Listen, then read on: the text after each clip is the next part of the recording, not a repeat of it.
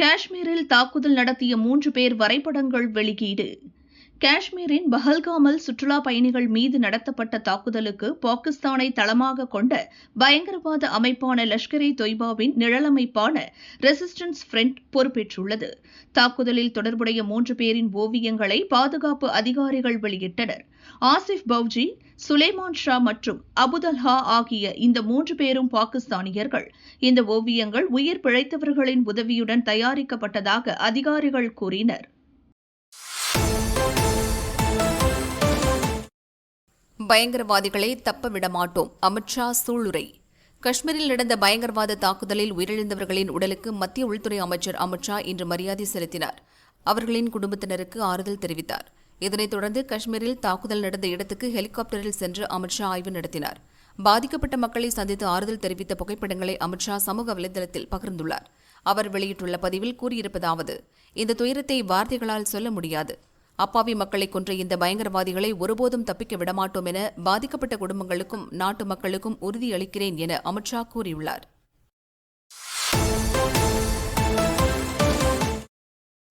மதத்தின் பெயரால் நடக்கும் பயங்கரவாதம் மனிதத்தன்மை அற்றது என இந்து முன்னணி கண்டனம். காஷ்மீர் தாக்குதலுக்கு கண்டனம் தெரிவித்து இந்து முன்னணி மாநில தலைவர் காடேஸ்வரா சுப்பிரமணியம் வெளியிட்டுள்ள அறிக்கையில் கூறியுள்ளதாவது: காஷ்மீர் மாநிலத்தில் இஸ்லாமிய மத அடிப்படைவாத பயங்கரவாதிகள் இந்திய ராணுவ உடையில் வந்து அப்பாவி சுற்றுலா பயணிகள் 27 பேரை ஈவு இரக்கம் இன்றி படுகொலை செய்துள்ளனர். அதிலும் கொடுமையானது, அவர்களின் மதத்தை கேட்டு உடைகளை களைந்து உடல் உறுப்புகளை பார்த்து உறுதி செய்த பிறகு கொன்றுள்ளனர். இந்த கொலை பாதக சம்பவம் ஒட்டுமொத்த இந்திய நாட்டையும் உலுக்கியுள்ளது. மத பயங்கரவாதம் எத்தகைய அபாயகரமானது என உலகத்திற்கு உணர்த்தியுள்ளது. மதத்தின் பெயரால் நடக்கும் பயங்கரவாதம் மனிதத்தன்மை அற்றது என்பதை இந்த சம்பவம் வெளிப்படுத்துகிறது. புல்வாமாவில் ராணுவ உடையில் வந்து ராணுவ முகாம் மீது பாகிஸ்தான் பயங்கரவாதிகள் நடத்திய தாக்குதலுக்கு பதிலடி கொடுத்தது போல இப்போதும் பயங்கரவாதிகளை ஒட்டுமொத்தமாக ஒழிக்க ராணுவத்திற்கு இந்தியர்கள் ஒவ்வொருவரும் துணை நிற்போம் என காடேஸ்வரா சுப்பிரமணியம் வலியுறுத்தினார். பயங்கரவாதத்தை ஒடுக்க மத்திய அரசு எடுக்கும் நடவடிக்கைக்கு தமிழக அரசு துணை நிற்கும், முதல்வர் ஸ்டாலின் உறுதி. காஷ்மீரில் நடந்த பயங்கரவாத தாக்குதல் குறித்து முதல்வர் ஸ்டாலின் சட்டசபையில் பேசியதாவது: ஜம்மு காஷ்மீர் மாநிலத்தில் உள்ள பஹல்கம் சுற்றுலா தலத்தில் பயங்கரவாதிகள் மிக கொடூரமான தாக்குதல்களை நடத்தியிருக்கிறார்கள். காஷ்மீரில் மிக பிரபலமான சுற்றுலா தலமான பஹல்கமிற்கு இந்தியாவின் பல்வேறு மாநிலங்களிலிருந்து மட்டுமல்ல, உலகின் பல்வேறு நாடுகளிலிருந்தும் சுற்றுலா பயணிகள் வருகிறார்கள். அப்பாவி மக்கள் மீது இதுபோன்று நடத்தப்படும் பயங்கரவாத தாக்குதல்கள் கடுமையாக கண்டிக்கத்தக்கது. இந்த தாக்குதலில் தமிழகத்தைச் சேர்ந்த சிலரும் பாதிக்கப்பட்டுள்ளனர். இந்த தகவல் கிடைத்தவுடன் டெல்லியில் உள்ள தமிழக இல்லத்தில் 24 மணி நேரமும் செயல்படும் சிறப்பு மையம் செயல்படுவதற்கு உத்தரவிட்டிருக்கிறேன். பயங்கரவாத தாக்குதல் நடக்க இந்திய மண்ணில் இடமில்லை. இந்த தாக்குதல்களை தடுத்தே ஆக வேண்டும். எதிர்காலத்தில் இதுபோன்ற தாக்குதல்கள் நிகழாமல் தடுத்திட மத்திய அரசு அனைத்து நடவடிக்கையும் எடுத்திட வேண்டும். அதற்கு தமிழக அரசு துணை நிற்கும் என உறுதியளிக்கிறேன் என முதல்வர் ஸ்டாலின் பேசினார்.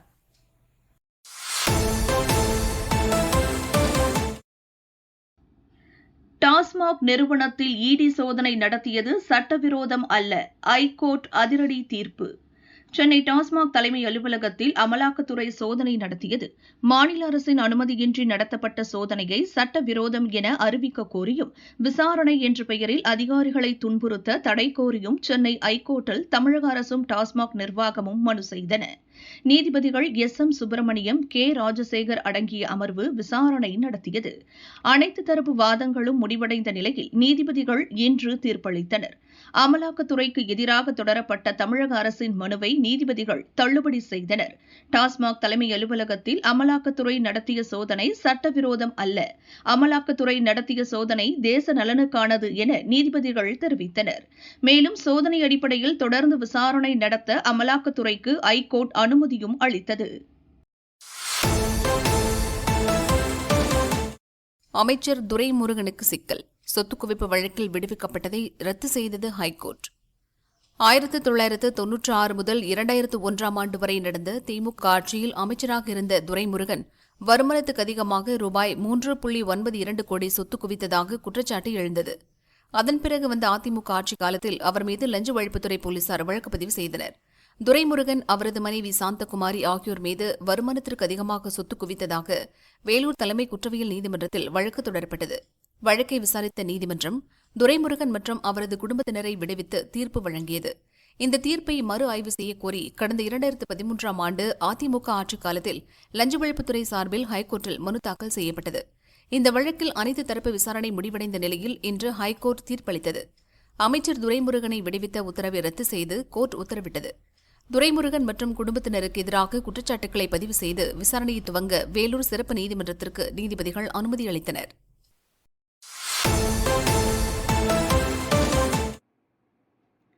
காஷ்மீரின் சுற்றுலா தலமான பெஹல்காமில் பயங்கரவாதிகள் நடத்திய தாக்குதலில் 28 பேர் உயிரிழந்தனர்.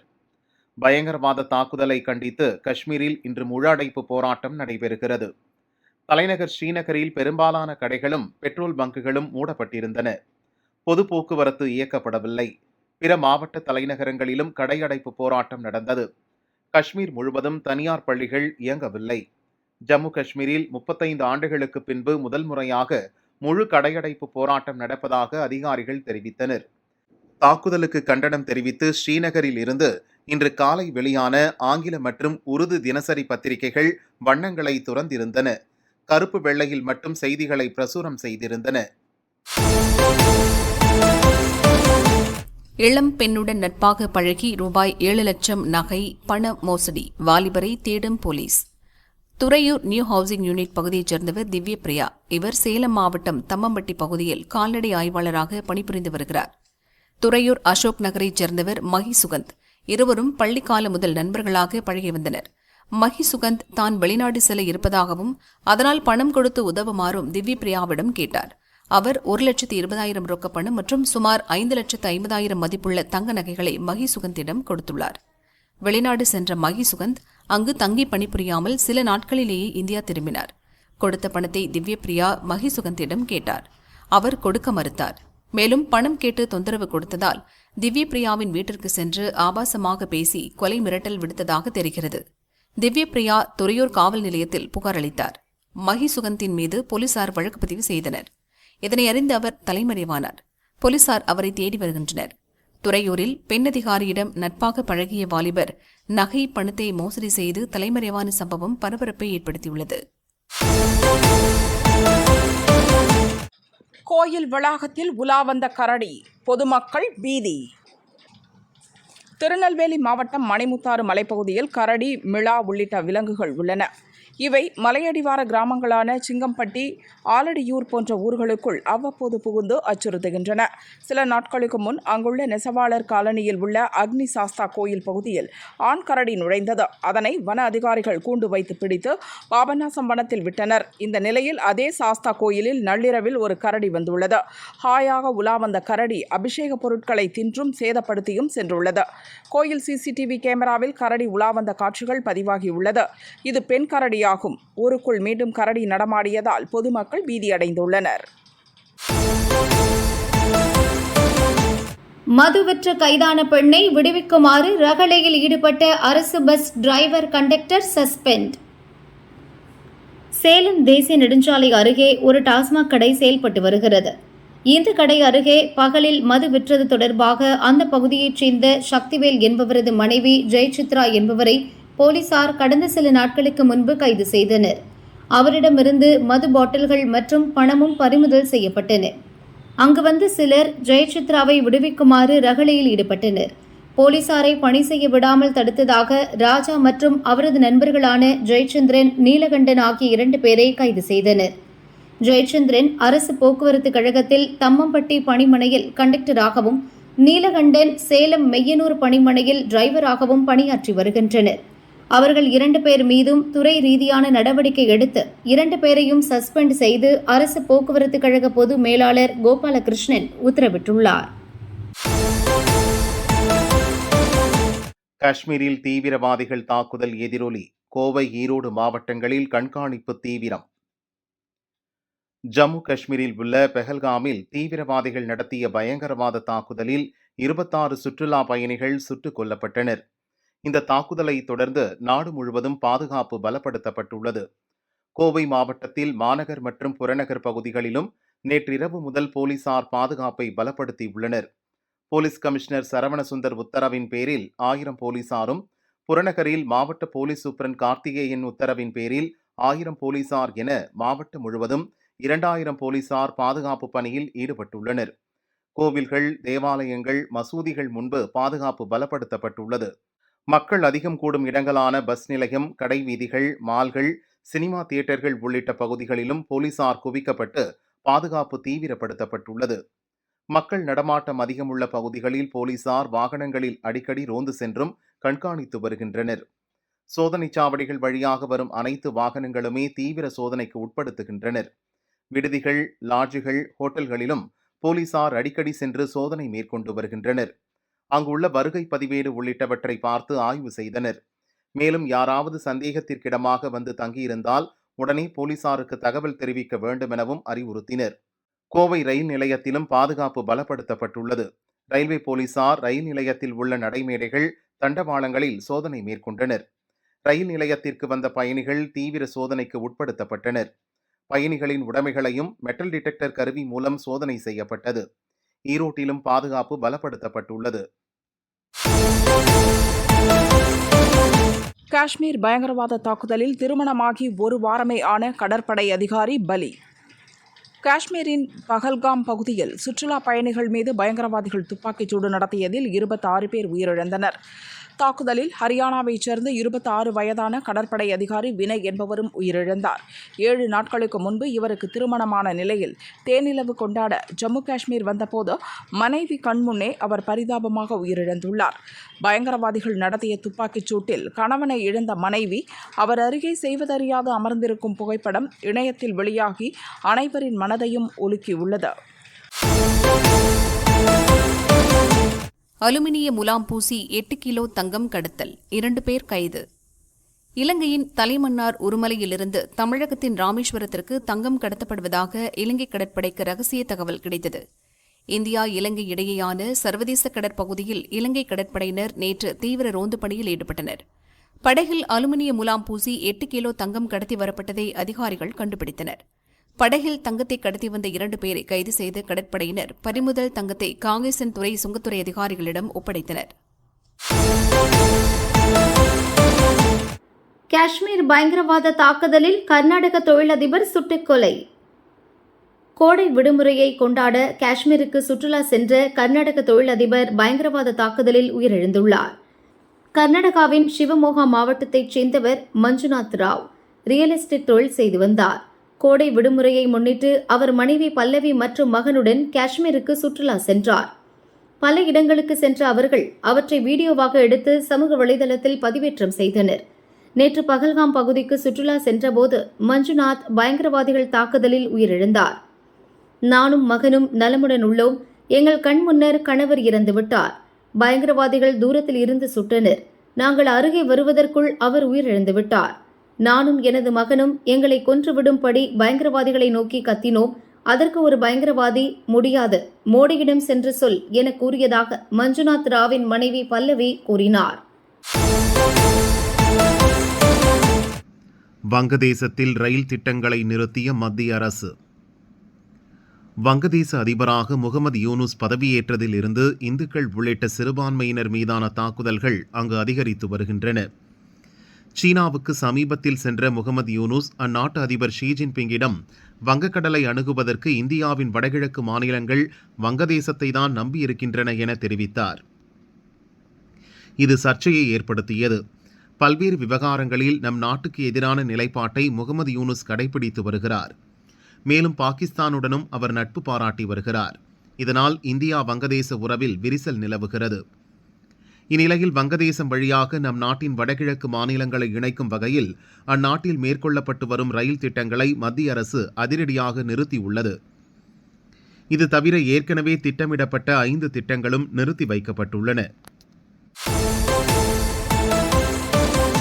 பிரீமியர் போட்டியில் டெல்லி அணி வெற்றி.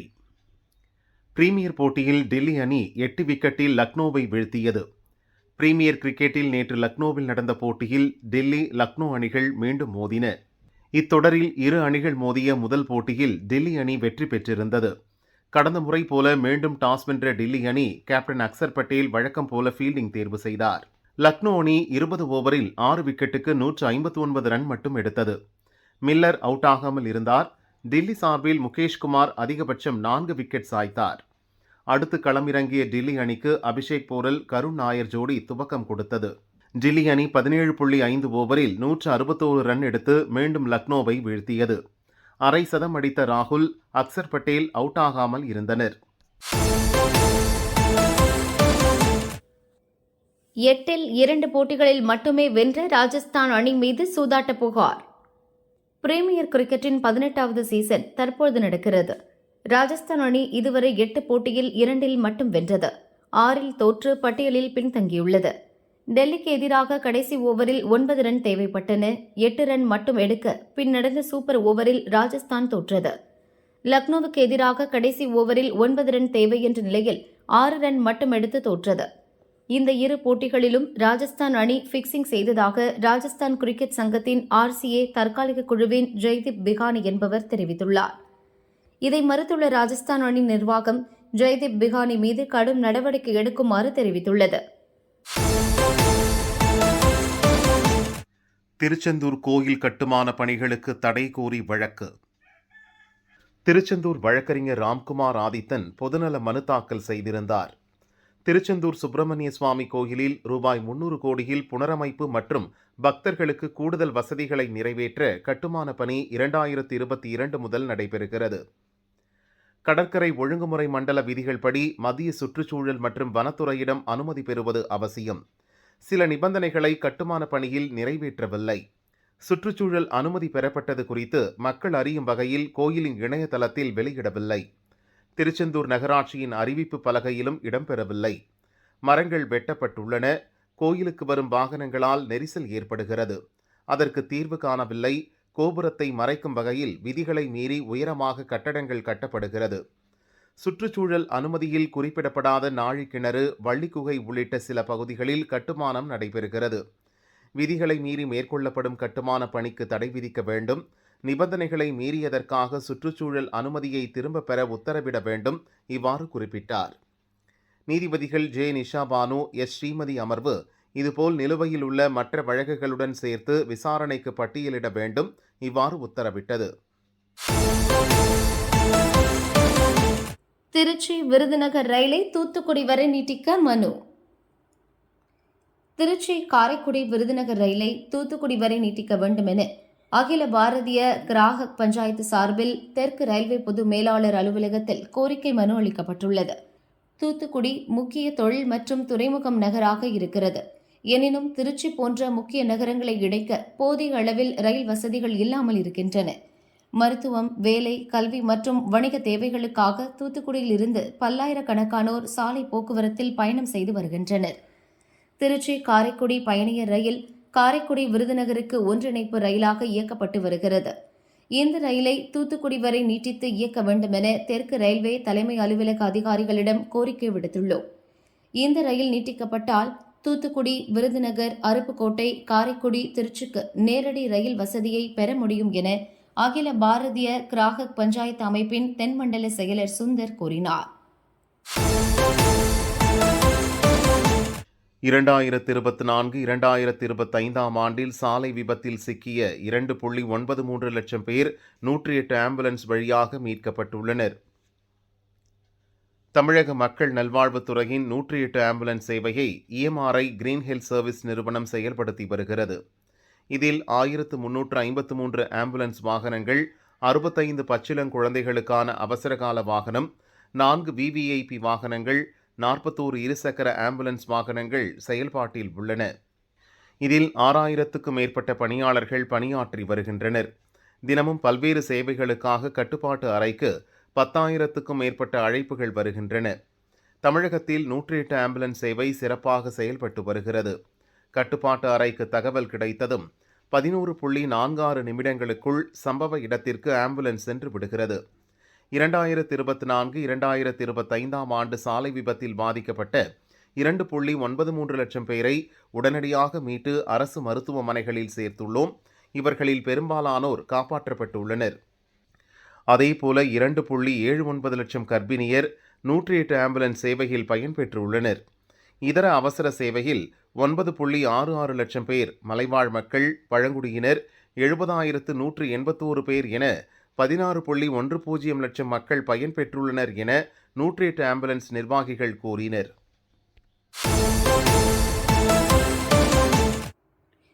யூடியூப் பார்த்து துப்பாக்கி தயாரித்த மூவர் கைது.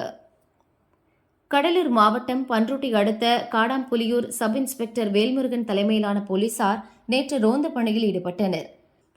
கல்லான்குளம் ஐயனார் கோவில் அருகில் அவ்வழியே வந்த புறங்கணியைச் சேர்ந்த உத்தரவேல் மகன் 25 வயது மணிகண்டன், வேலன்குப்பம் ராஜேந்திரன் மகன் 25 வயது விக்ரம், பழைய பிள்ளையார்குப்பம் 32 வயது சந்தான பிரபு ஆகிய மூவரை சோதனை செய்ததில் பிளாஸ்டிக் துப்பாக்கி, கத்தி இருப்பது தெரிந்தது.